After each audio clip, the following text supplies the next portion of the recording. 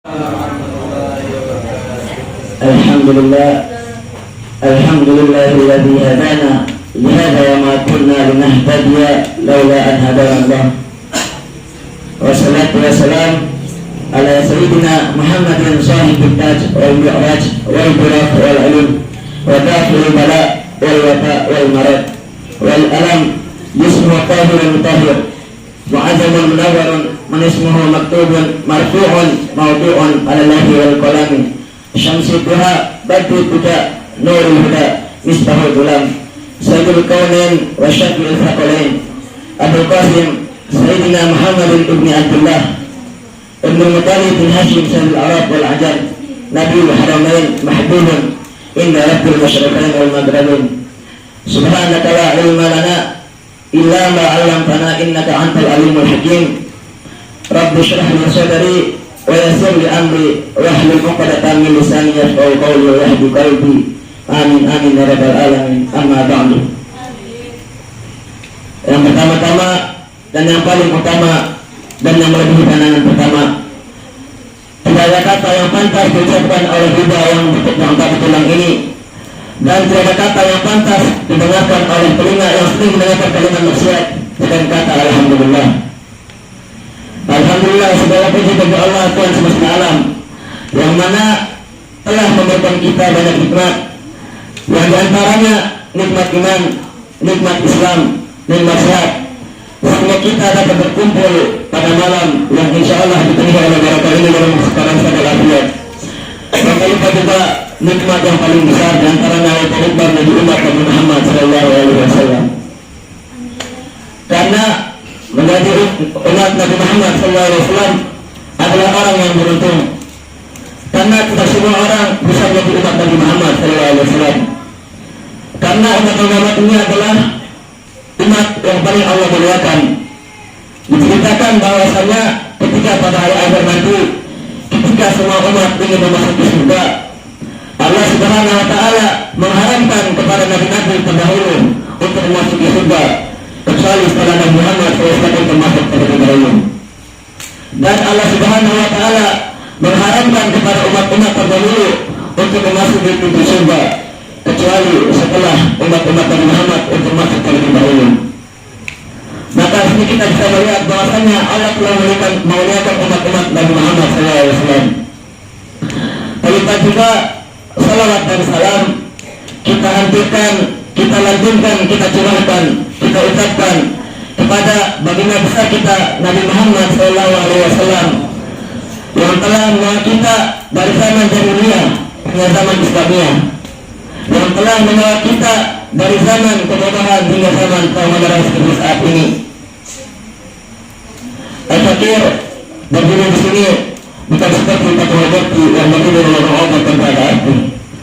Akan tetapi Al-Fakir berdiri di sini untuk memberikan sedikit nasihat yang insya Allah di dalamnya penuh manfaat. Setiap kata yang keluar dari lisan kita, benar atau dusta, baik atau buruk, sedikit ataupun banyak, bermanfaat ataupun tidak bermanfaat, akan dicatat oleh malaikat dan akan menjadi pertanggungjawabannya pada akhirat nanti. Sebagaimana firman Allah Subhanahu wa Ta'ala, A'udzu billahi minasyaitonir rajim. Bismillahirrahmanirrahim. Ma yulfidu min qawlin illa ladayhi raqibun atidun.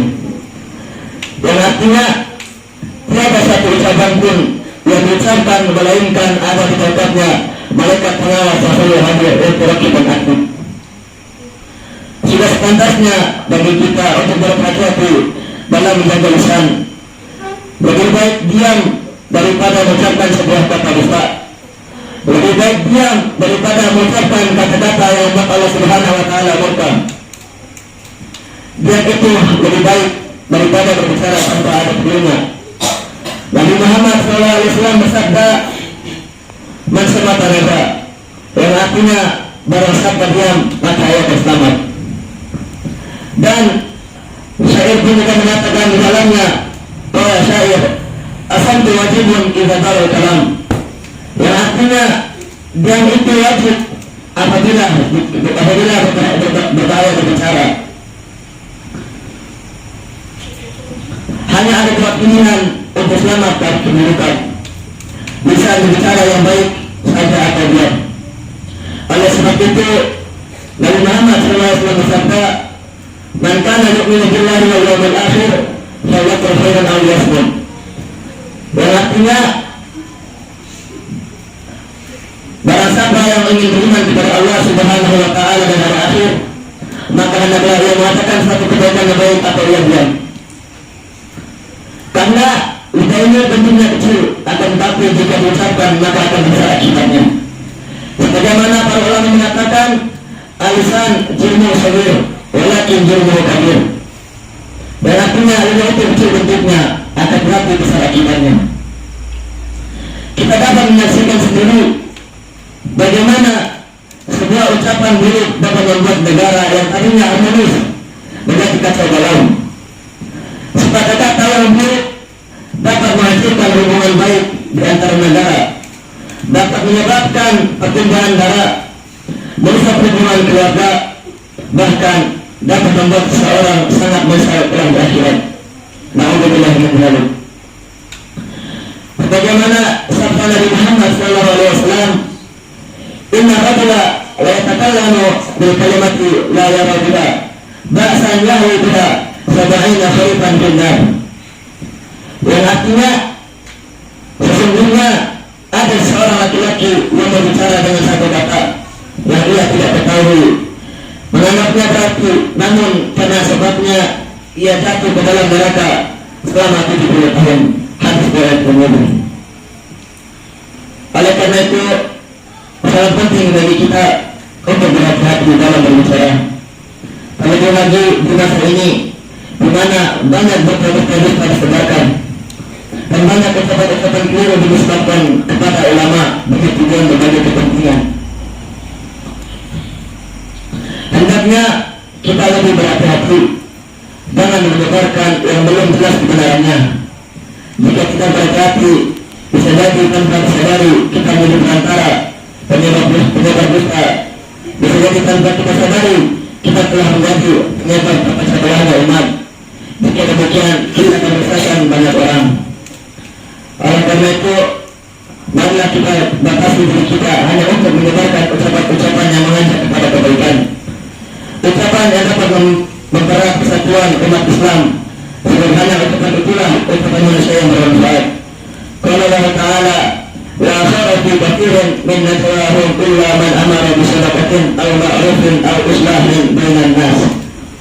Artinya, tidak ada kebaikan pada kebanyakan bisikan-bisikan mereka, kecuali bisikan-bisikan dari orang-orang yang menyuruh manusia memberi sedekah atau membuat ma'ruf atau mengadakan perdamaian di antara mereka atau manusia. Quran Surat An-Nisa ayat 114.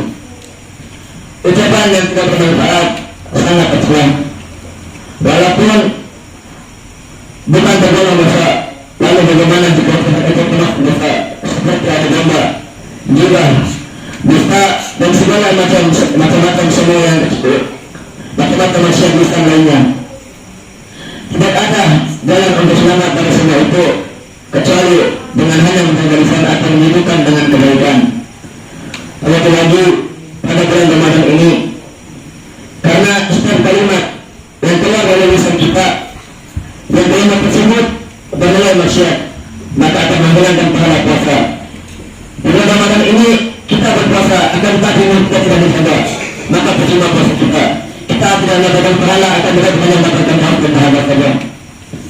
Mungkin hal ini dapat saya sampaikan. Kurang lebih tidak, mohon maaf. Yang benar datangnya dari Allah, dan yang salah datangnya dari saya sendiri. Karena manusia itu terkadang salah pendusta. Bagaimana perkataan Sayyidina Ali Karamallahu wajhahu, "Al-insan man-khata wal-insan." Manusia itu terkadang salah pendusta. Mungkin hadillah minkum untuk mangkal, lewatan ke mangkal. Lihatlah apa yang dikatakan dalam apa yang mengatakan. Hadillah minkum. Assalamualaikum warahmatullahi wabarakatuh.